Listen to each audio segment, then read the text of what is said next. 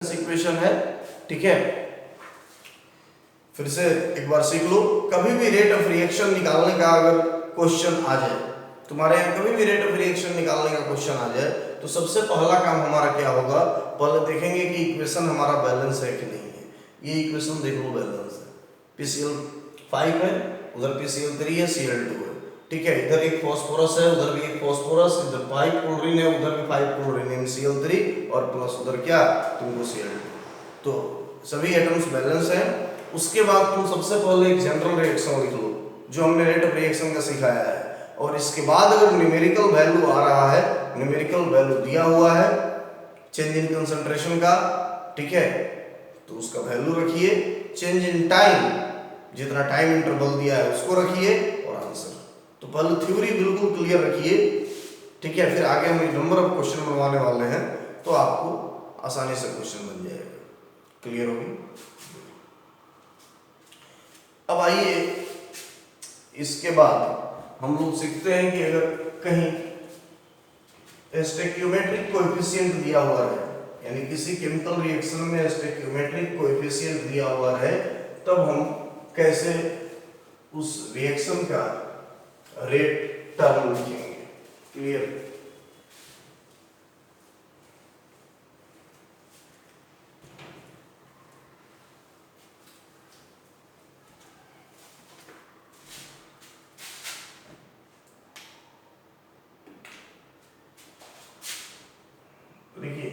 Late a general reaction, कोई general reaction ऐसा दिया है,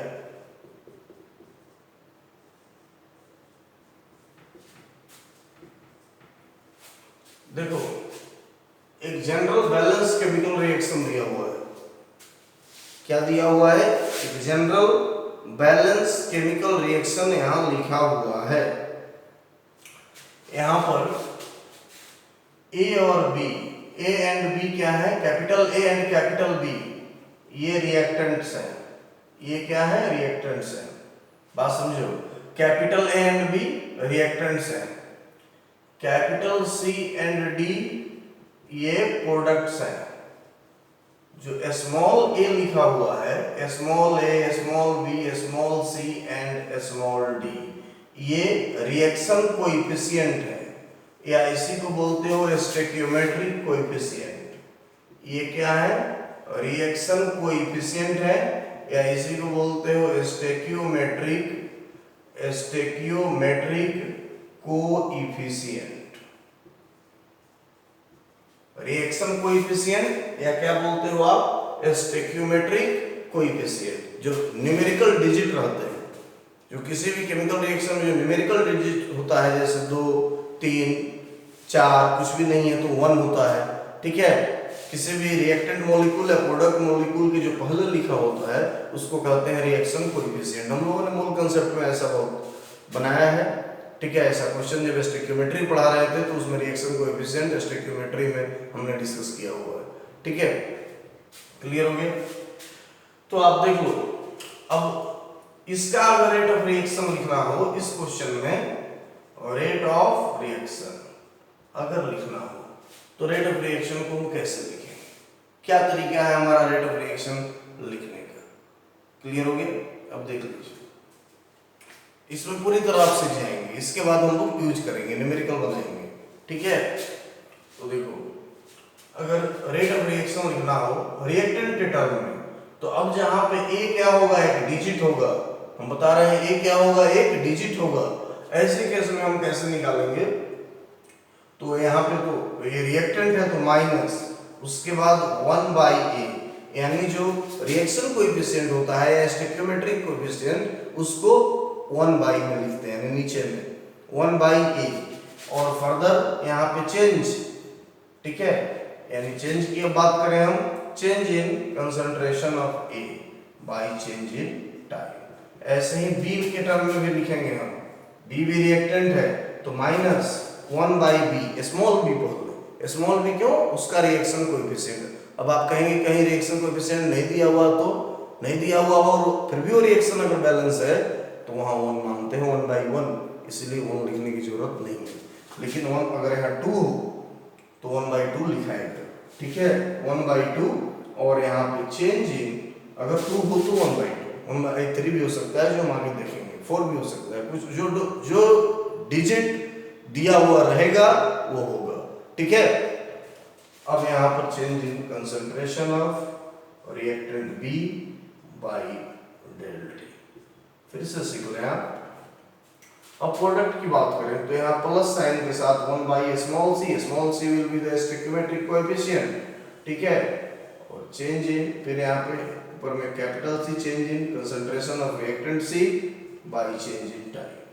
ऐसे ही अगर यहाँ पे तो 1/D change in concentration of product D by change in time, देख लीजिए क्लियर हो गया। एक और तरीका हम आपको बता रहे हैं, एक और तरीका हम बता रहे हैं रेट ऑफ रिएक्शन को लिखने का। वो तरीका क्या है, सो देखो -1/A, और यहाँ जो चेंज लिखे हो ये चेंज ट्रायंगल से दिखाए हुए हैं, डेल लिखे हुए हैं।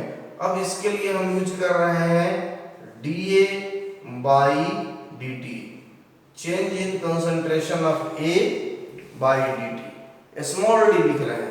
अगर छोटा सा चेंज है तो क्या लिखते हैं, स्मॉल d। ऐसे ही यहाँ पे -1/B और dB बाई dt, ऐसे ही +1/C, बस ट्रायंगल की जगह पर स्मॉल d यूज कर रहे हैं, d फॉर, ये भी d किसके लिए यूज हो रहा है, स्मॉल चेंज के लिए, ये लार्ज चेंज के लिए, ये स्मॉल चेंज के लिए। हमने देखा है कि एवरेज रेट ऑफ रिएक्शन में जो चेंज होता है उसको ट्रायंगल यानी डेल से दिखाते हैं और इसको स्मॉल d से दिखाते हैं, ठीक है, इस चेंज को इंस्टेंटेनियस चेंज यानी स्मॉल चेंज को, ठीक है, dC बाई dt, और ये 1/D स्मॉल d, और ये देखो नीचे में जो स्मॉल d तुम लिख रहे हो, ठीक है, यहाँ पे प्रोडक्ट में नीचे में ये स्टोइकियोमेट्रिक कोएफिशिएंट है, और ऊपर में जो d लिख रहे हो इस चेंज के लिए लिख रहे हो, change in concentration of product D और बाई dt, तो डोंट कीप एनी कंफ्यूजन, ठीक है, क्लियर हो गया। अब कहोगे कि क्वेश्चन में कैसे समझ में आएगा कि इस टर्म में लिखना है स्मॉल d में या ट्रायंगल के फॉर्म में, डेल के फॉर्म में, कैपिटल स्मॉल d चेंज के रूप में लिखना है, या फिर इसको लिखना है इस ट्रायंगुलर फॉर्म में लिखना है, यानी ट्रायंगल के फॉर्म में, ट्रायंगल बोले तो एवरेज, ठीक है, एवरेज रेट ऑफ रिएक्शन के फॉर्म में लिखना है, इसको डेल के रूप में लिखना है या स्मॉल d के रूप में लिखना है, कैसे लिखना है, यानी एवरेज रेट ऑफ रिएक्शन लिखना है। ऊपर वाला अगर कहा जाए तो ये एवरेज रेट ऑफ रिएक्शन है, और नीचे वाला क्या है, इंस्टेंटेनियस रेट ऑफ रिएक्शन है। तो आप एक क्वेश्चन पूछ सकते हो कि sir average rate of reaction लिखेंगे या इंस्टेंटेनियस रेट ऑफ रिएक्शन लिखेंगे। एक बात जान लो, न्यूमेरिकल में तुम दोनों में कोई यूज कर सकते हो, कोई दिक्कत नहीं है। लिखा हुआ है अगर क्वेश्चन में कि एवरेज कैलकुलेट करो तो इसको लिखना है, इंस्टेंटेनियस कैलकुलेट करो तो इसको लिखना, इस फॉर्मेट में लिखना, लेकिन रियलिटी यही है जो प्रैक्टिकली यूज होता है, दोनों में जो मन करे सो यूज करो जब न्यूमेरिकल बनाओगे तो। क्लियर, ये बात समझ में आ गई, इतना लिख लिया आपने, जल्दी लिखिए।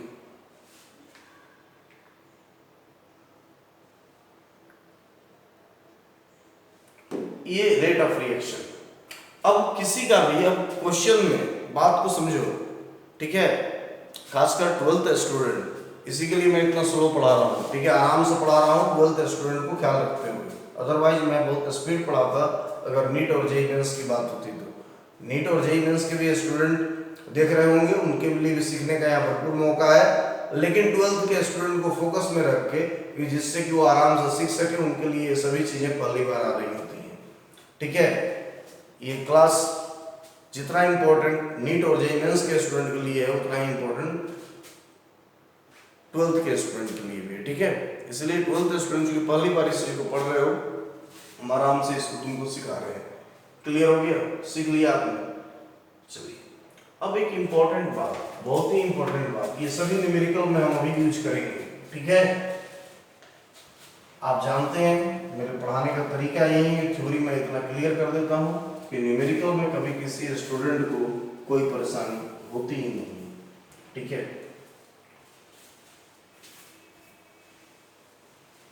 होने का चांस भी नहीं, इसलिए आप ट्यूशन पढ़ते हो, इसलिए आप कोचिंग लेते हो कि आपको प्रॉब्लम नहीं हो, कोई डाउट नहीं हो, डाउट फ्री क्लासेस, ठीक है।